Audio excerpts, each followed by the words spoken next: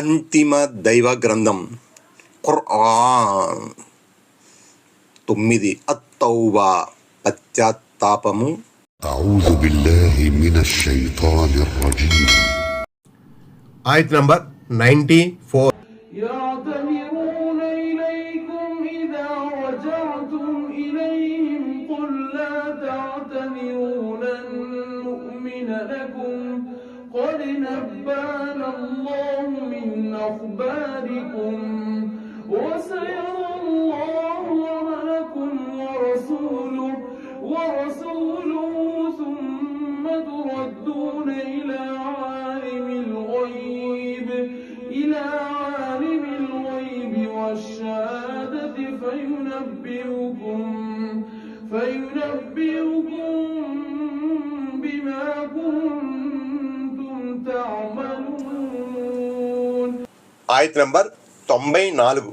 మీరు వారి వద్దకు తిరిగి వెళ్ళినప్పుడు వారు మీ దగ్గరకు వచ్చి సాకులు చెప్తారు. ఓ ప్రవక్త, వారితో ఇలాను సాకులు చెప్పకండి. మీరు చెప్పే ఏ మాటను మేము నమ్మబోము. మీ సమాచారమంతా అల్లాహ్ మాకు తెలియజేశాడు. ఇక మీదట కూడా అల్లాహ్, ఆయన ప్రవక్త మీ కార్యకలాపాలను గమనిస్తూనే ఉంటారు. తరువాత మీరంతా గోచర విషయాల్ని తెలిసిన వాని వైపుకే మరలింపబడతారు. మరి మీరు ఏమేమి చేస్తూ ఉండేవారో ఆయన మీకు తెలుపుతాడు. ఆయత్ నంబర్ 95.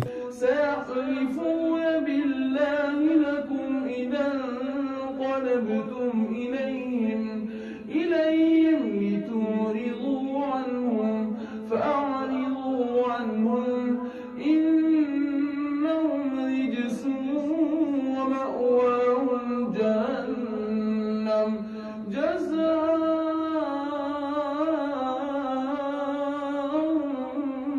بما كانوا يكسبون.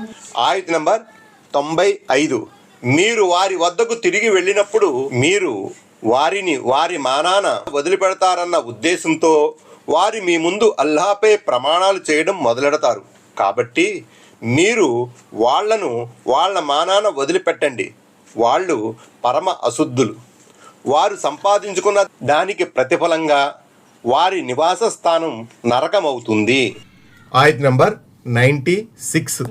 يحلفون لكم لترضوا عنهم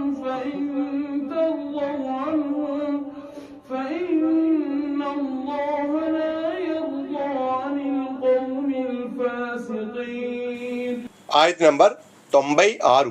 మీరు వారి పట్ల ప్రసన్నులు అవుతారన్న ఉద్దేశంతోనే వారు ప్రమాణాలు చేస్తారు.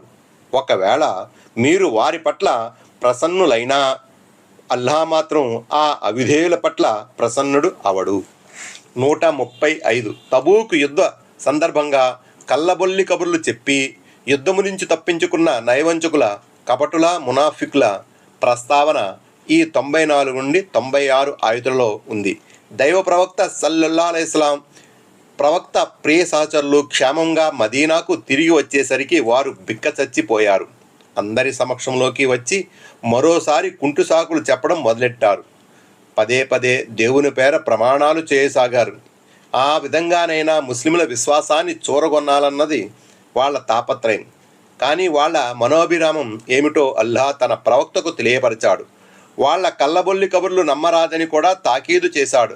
ఆ మాటే దైవ ప్రవక్త సల్లల్లాహు అలైహి వసల్లం వాళ్లకు చెప్పేశారు.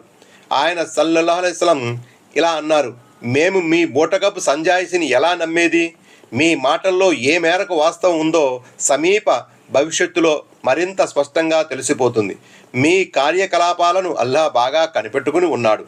దైవ ప్రవక్త సల్లల్లాహు అలైహి వసల్లం కూడా మీ పోకడలపై, మీ కదలికలపై నిఘా వేసి ఉంచారు.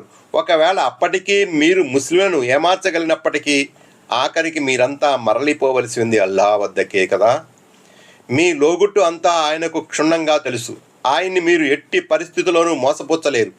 మీ చిట్టాపద్దులన్నింటినీ ఆయన మీ ముందుంచేస్తాడు. మీరు చూసి చూడనట్లుగా, తెలిసి తెలియనట్లుగా వ్యవహరిస్తారేమోనని వాళ్ళు ఆశలు పెట్టుకున్నారు. అందుకే వారు మాట్లాడితే దేవుని తోడు అంటున్నారు. కాబట్టి నువ్వు వాళ్లను వాళ్ళ మానాన వదిలిపెట్టు. తమ ఆలోచన రీత్యా ఆచరణల దృష్ట్యా వాళ్ళు పరమ అశుద్ధులు. వారు చేసిన పాపానికి ప్రతిఫలం నరకం తప్ప మరొకటి కాదు. ఓ ముహమ్మద్, నీ మెప్పు పొందాలన్న తాపత్రయంతో వాళ్ళు అదే పనిగా ప్రమాణాలు చేస్తారు. వాళ్ళు ఒట్టి మూర్ఖులు. వాళ్ళ హామీలను నువ్వు నమ్మినా వారి ఆంతర్యాల్లో తిష్టవేసి ఉన్న తిరస్కార వైఖరి గురించి అల్లాహకు తెలియదని ఎలా అనుకున్నారట? ఒకవేళ నువ్వు వారిని నమ్మినా ఆ అవిధేయులను దేవుడు మాత్రం నమ్మడు.